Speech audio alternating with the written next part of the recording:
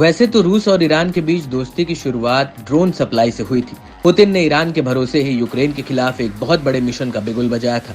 हालांकि युद्ध के काफी लंबा खिंचने से रूस बौखलाया हुआ है। ऐसा दावा किया जा रहा है कि रूस अब मौजूदा युद्ध को अंजाम तक पहुंचाने की कोशिश में है।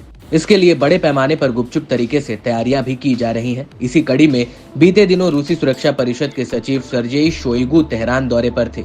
शोइगु ने ईरान के नए राष्ट्रपति मसूद पेजेश्कियन से मुलाकात भी की थी। ऐसे में कई अटकलों और आशंकाओं ने जोर भी पकड़ा था। बताया जा रहा है कि ईरान अब रूस को मिसाइलों और खतरनाक हथियारों से लैस करने की तैयारी में है। ईरान एक अहम हथियार सौदे में रूस को बड़ी संख्या में क्लोज रेंज की फाथ 360 बैलिस्टिक मिसाइल देने जा रहा है। न्यूज एजेंसी रॉयटर्स ने 2 यूरोपीय खुफिया सूत्रों के हवाले से सनसनीखेज दावा किया है। इन मिसाइलों के इस्तेमाल के लिए दर्जनों रूसी सैन्य कर्मियों को ईरान में ट्रेनिंग दी जा रही है। ट्रेनिंग के बदले अगले फेज में रूस को मिसाइलों की डिलीवरी शुरू होगी। ईरान की ओर से रूस को ये मिसाइल ऐसे समय में दी जा रही है जब वो लंबे समय से यूक्रेन के साथ युद्ध में उलझा हुआ है। जल्द ही सैटेलाइट गाइडेड इन हथियारों की डिलीवरी रूस को हो सकती है।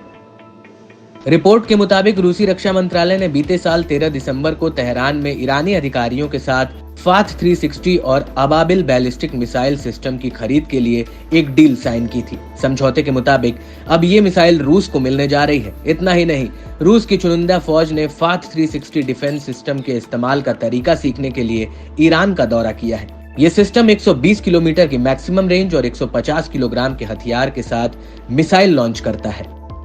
खास बात है कि मॉस्को के पास खुद की बैलिस्टिक मिसाइलें हैं। बावजूद इसके फाथ 360 की सप्लाई से रूस को फ्रंट लाइन से अलग अपने टारगेट को निशाना बनाने की नई ताकत मिलेगी।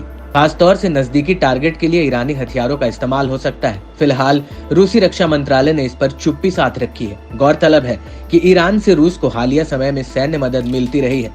ईरान ने अपने देश में ही तकनीकी महारत हासिल कर दुनिया भर को करारा झटका दिया है। ईरान के लिए ये बेहद अहम है कि अब उसके सैन्य ताकत का रूस जैसा देश भी अहमियत देने लगा है। ईरान की ओर से सैन्य साजो सामान की सप्लाई पश्चिमी देशों के बिल्कुल भी हजम नहीं हो रही है।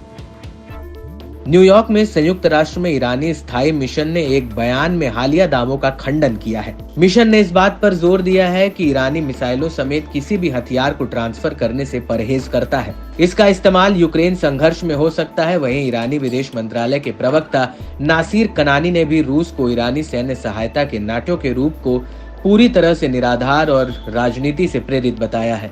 उन्होंने इस बात पर जोर दिया कि ईरान ने यूक्रेन में युद्ध के दौरान कभी भी रूस को ड्रोन नहीं दिए हैं। ईरान का मानना है कि स्थायी शांति लाने के लिए मुद्दे का राजनीतिक समाधान आवश्यक है। वहीं अमेरिकी राष्ट्रीय सुरक्षा परिषद के एक प्रवक्ता ने कहा कि अगर ईरान इस तरह के ट्रांसफर पर आगे बढ़ता है तो उसको गंभीर प्रतिक्रिया के लिए तैयार रहना होगा। ईरान के समर्थन से यूक्रेन के खिलाफ रूसी हमले में तेजी आएगी।